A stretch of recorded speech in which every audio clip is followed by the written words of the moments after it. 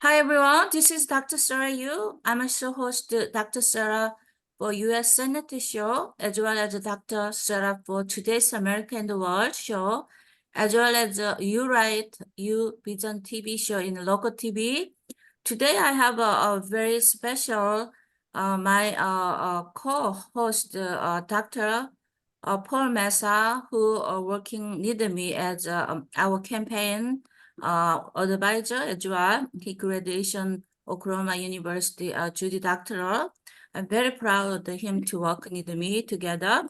As well as we have a special guest, Professor Mohamed. He is very specialized earthquake management. So we will talk about his all special field of STEM education as well. So let's start today, especially my co-host, Dr. Paul, will be most asking very professional knowledge he has about earthquake, and he's also professional. Mohammed build up a lot of scholarships to press or publication. We will also share those insights.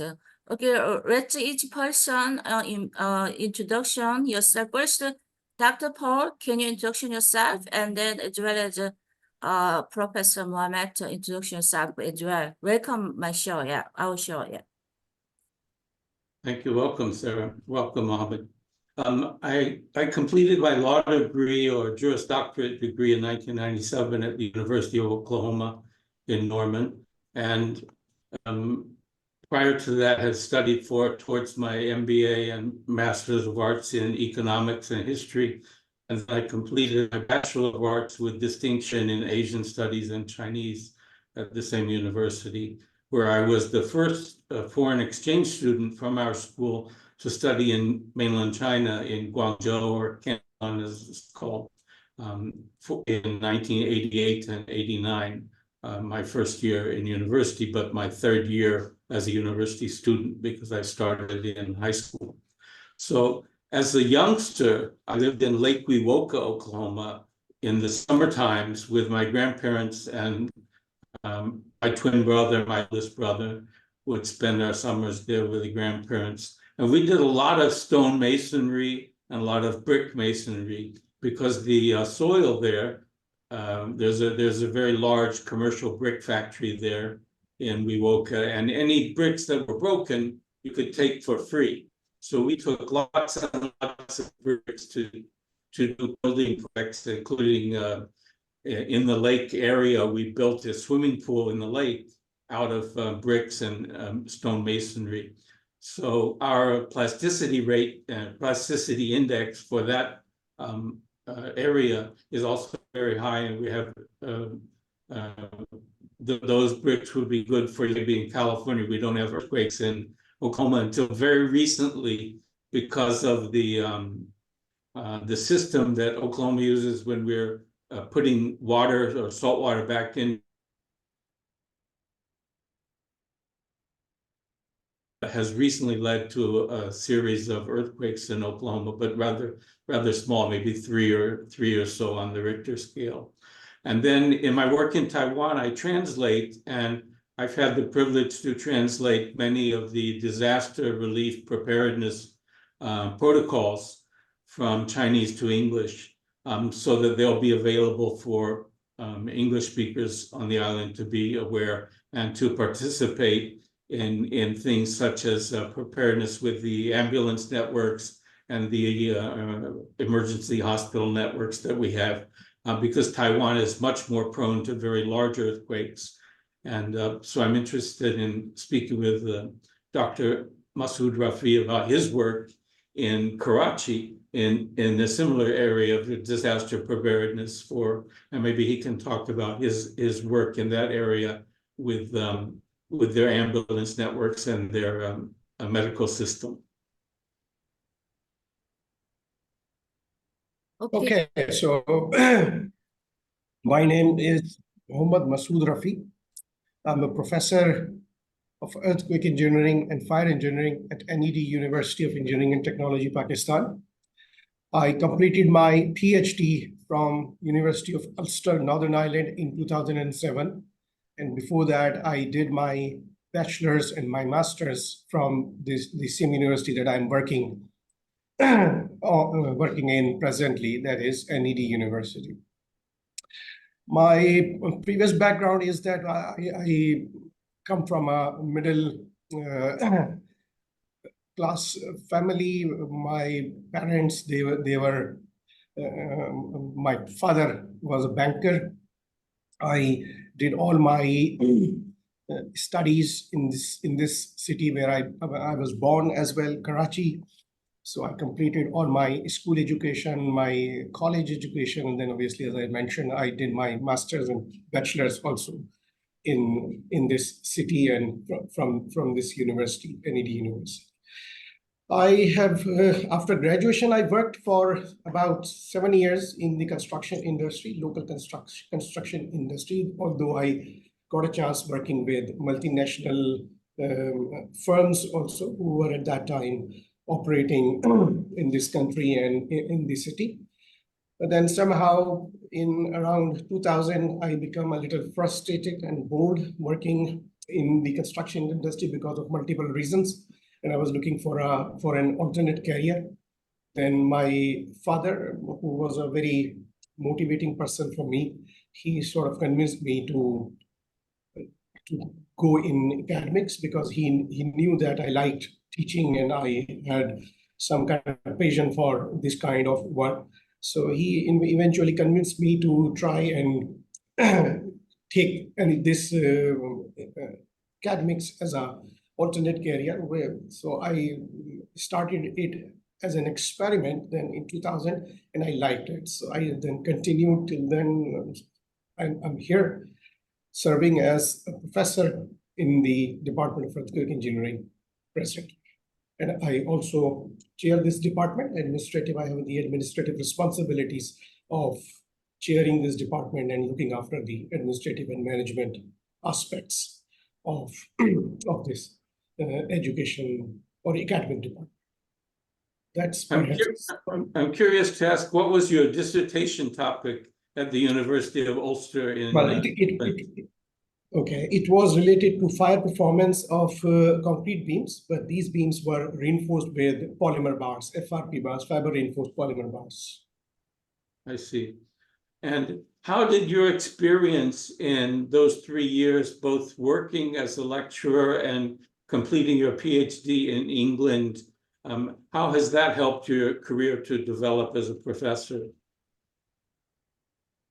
Well, obviously, this was a big milestone in my career because without doing a PhD, it was not possible for me to progress and elevate further in my cadre. So this was a mandatory requirement. And then it also helped me a lot in sort of increasing my perspective, in broadening my perspective and learning, because this was an opportunity where I met people from different parts of the world with different thoughts, with different ideas. And certainly this helped, at least if nothing else, in grooming my personality and understanding how the other people look at different issues that surround us.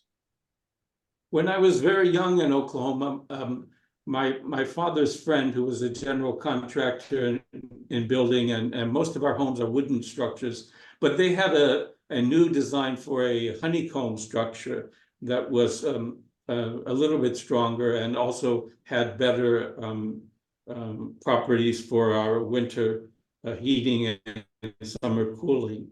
And I've heard that the honeycomb slabs are now becoming more popular in construction for concrete. And in Taiwan, we have a number of programs with graphene or with shale ash, that we've imported the shale ash for reinforcing the concrete. I'm curious about your involvement in any of that kind of research.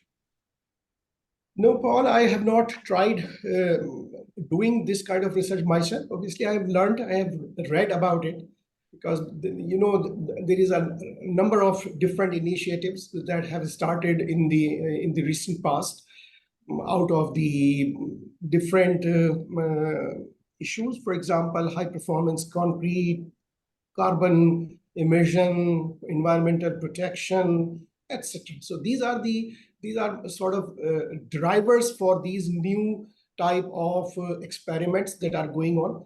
But for the moment, as far as I understand and as know, there is a little codification of these different new materials. So they are more in a research phase for the moment, and it may take a little time before they are codified. And unless they are codified, probably for them to become popular in construction industry will be a little difficult, because usually practicing people, they prefer to use what is written in the code or what is prescribed or recommended in the codes. I noticed that you had one research paper on risk reduction, another one on tsunamis and the possibility of tsunamis affecting the coastal areas of Pakistan, and probably more likely affecting the coastal areas in Pakistan's friendly sister country, Bangladesh. And of course, we know that the terrible tsunami that affected Sri Lanka and the Andaman Islands and Thailand and Indonesia. What exactly did you study, and what are the risks, and how can we reduce them for that entire region, as well as specifically the paper you did on the tsunami risk for Pakistan? Well, to be honest, Paul, I am not doing any direct work in tsunami. The only reason that I am part of this of a paper is because we got a project from UNDP back in 2019. And obviously I was the project manager or principal investigator in that project. And this project had several components. And one of these was tsunami inundation modeling. I have a couple of colleagues who do this work directly. And obviously, since I was part of the team, perhaps this is the reason that I was included in the list of the authors. And then obviously I was doing a little of their sort of management type of work in this particular activity. But I do not do any direct work in tsunami modeling. Okay. Of course, tsunami is, and as we can understand, that there can be other indirect effects of an earthquake, and tsunami being one of these. Similarly, fire is another secondary hazard of an earthquake. So I work with fire issues that can take place after a large earthquake, and but I obviously work with these people, discussing the issues that they have in carrying out the modeling work and in carrying out the execution of the work activity related to the tsunami modeling. Once again, I do not do it directly. My twin brother actually was a firefighter in Oklahoma City. I see. Before he retired from an injury. But he took a lot of courses with our National Fire Institutes and National Fire Academy, mostly by correspondence.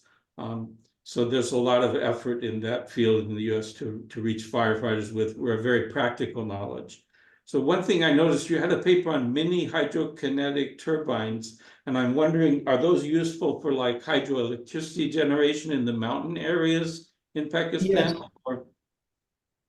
That's correct, because this was another work that I was involved with, because this is the project that we were working with Aga Khan Agency for Habitat. I don't know if you are aware of it.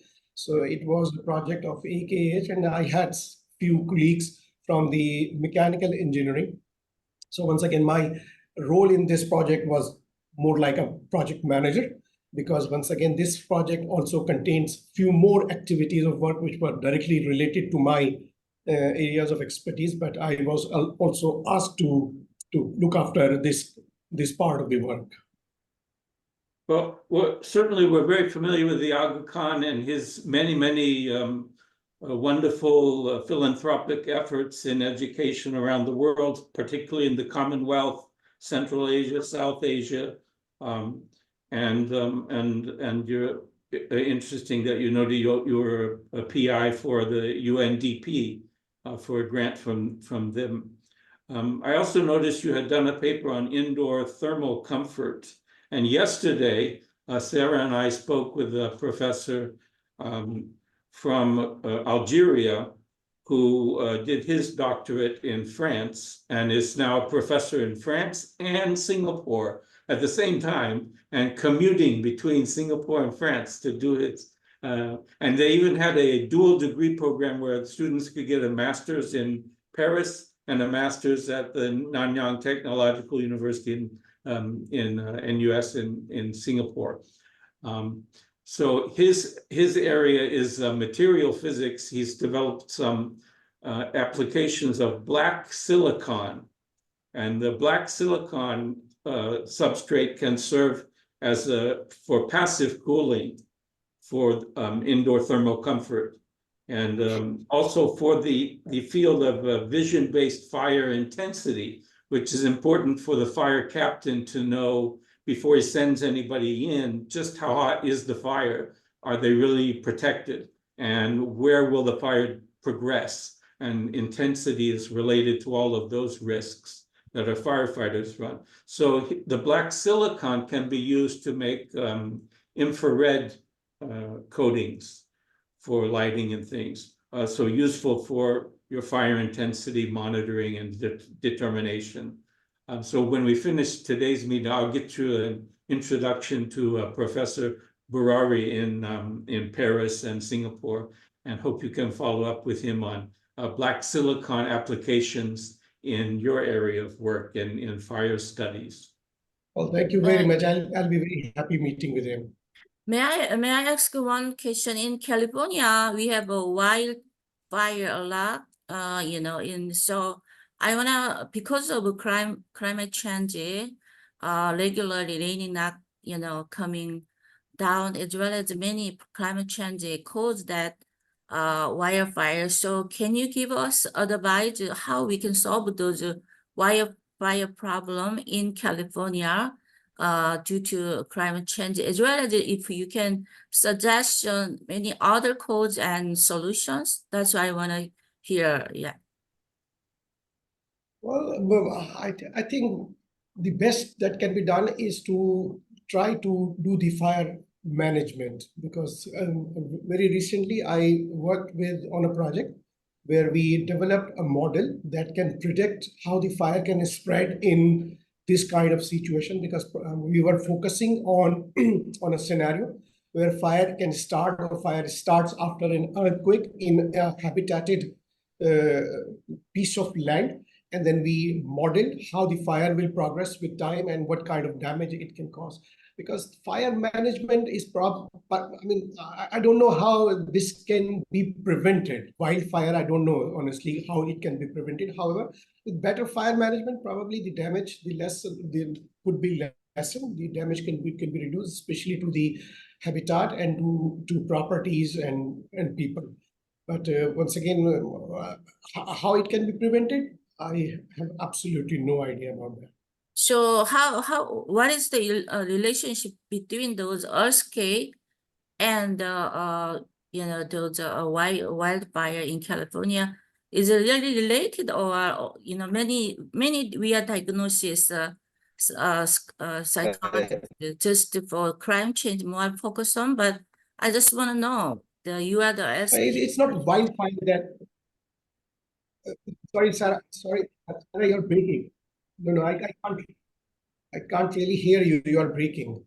Because my connection here not good, because I'm in Trump.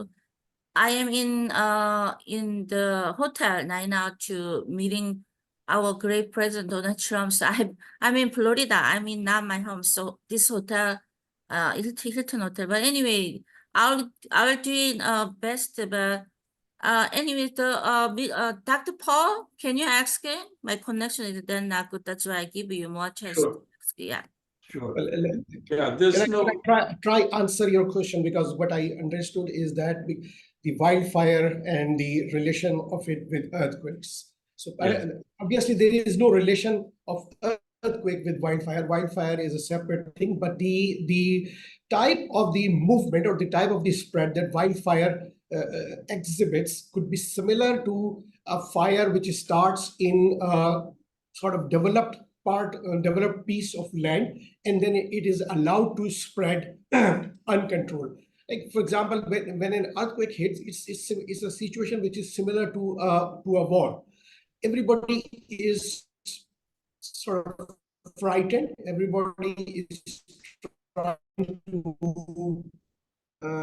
flee from it, and nobody's really worried of what is happening. For example, in a house, because of the damage of a gas line, then this can spread uncontrolled because there will be nobody there to control it, firefighters or anybody else, even the occupants will be leaving. So once it becomes out of control, once it is spreads, then it has the tendency of burning large areas. And this has happened in a number of past earthquakes, including the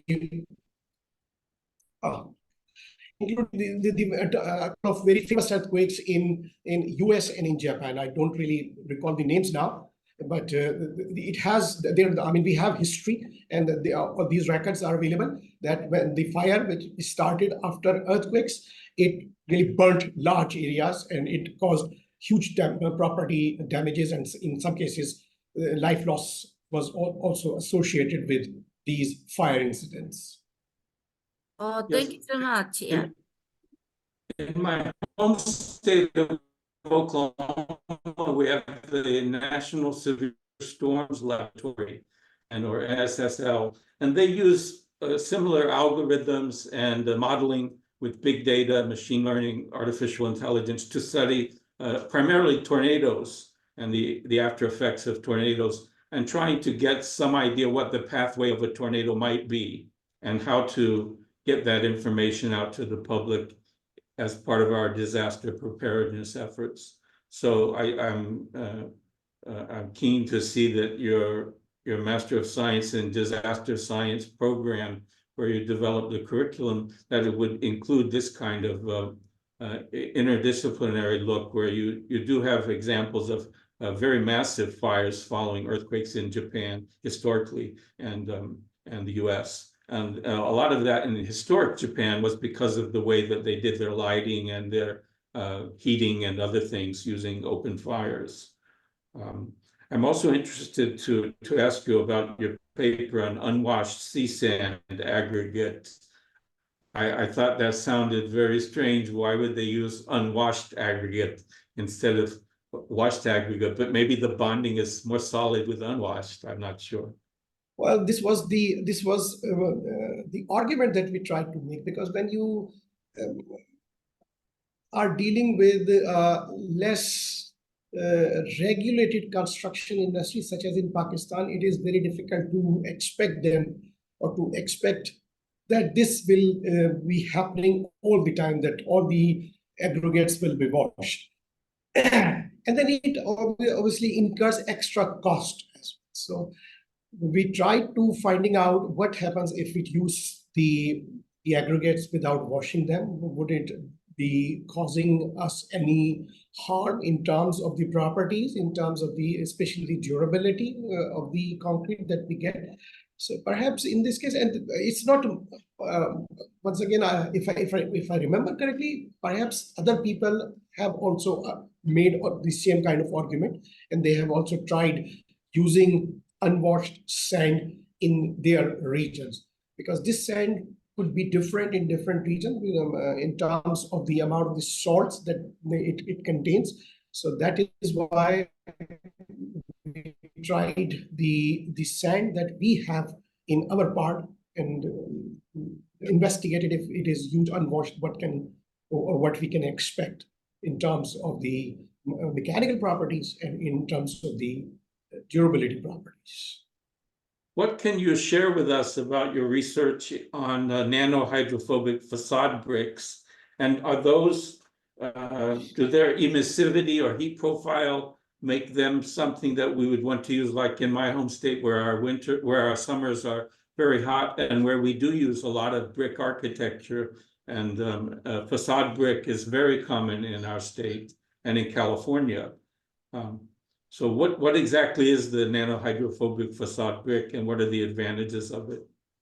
Where can it be used? I don't think this has been tried in Pakistan anywhere. I have not come across any work done on nanomaterial or use of nanomaterials in concrete in Pakistan to this moment. Obviously, once again, this research is going on in different parts of the world. People have reported advantages. People have reported their properties in terms of reducing or in terms of controlling the thermal properties or improving the thermal properties of concrete. But I have not tried it myself, and I have not come across any literature in Pakistan where people have tried it. One thing Sarah and I are concerned about is the next generation and how we can reach the next generation with science, technology, engineering, and medicine or mathematics education, the so-called STEM education. Because there's a great interest among youth for video games, for example. And so that can lead them to the metaverse and virtual reality, artificial reality. But how can we, practically speaking, how can we improve STEM education? And as an engineer, in your laboratories, for example, how can you make the learning more proactive, more engaged, more exciting for the next generation? I think it is sort of a double sword edge when you try to involve people in more simulation and animation work. You may take away, can be one perspective of it. That so there has to be, I think, a balance between how much animation work that can be provided to these people and how much on hand practice that these students should do by going to the real labs and getting involved in, for example, in preparing the specimens that are real specimens. So computer games, animations, they are good. They attract people. They get the attraction from these younger people. But then we need people who can do sort of on-hand work, going in the lab and sorting out what is really required to do a test on a real specimen. I noticed that the biomedicine department at NED University had a laboratory for gait. And a few days ago, we interviewed Dr. Liew in Australia with their Defense Force Academy, who's really a cryptographer. But part of his work in teaching the cadets there is a more robust biometric security system that relies on gait, and how each of us has our own unique the method in which we walk and the transduction patterns that we leave through our gait is different. So it would seem like your university is already using some of those more fun. I mean, that's something you might see in a James Bond movie or one of these great theft movies where you have to sneak into the safe and you have to have the same steps as the owner does in order to get access. And so that was something that Dr. Hu was teaching his cadets about, how to make that security approach more secure, because it's possible that you can, as we've seen in the popular culture, it's possible to defeat gate measures like that. So I see that your university is taking an approach of having these labs that are maybe more interesting and such. When you were young and growing up in Karachi, what kind of led you into engineering and especially into earthquake engineering? Was it a humanitarian sense like the Aga Khan? You want to reach out to those in Afghanistan, in Pakistan, in Baluchistan, where the adobe buildings are more, they have more risk from earthquake damage in the adobe structures there, like we have in our Pueblo Indians in New Mexico, they all live in adobe structures, so any earthquake is really problematic for them. The same in Nepal, we see the adobe and brick architecture in Nepal has a very high risk profile from disasters. Okay, great. Paul, Yeah, sorry, go ahead. Yeah, we did a great section 1. Why don't we can meet section 2? I'll send you another Zoom meeting, okay?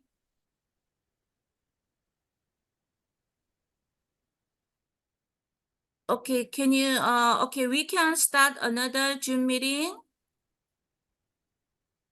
Yes, just re-click on the link and we'll continue. You can directly answer the question and Okay, start yeah. speaking. See you.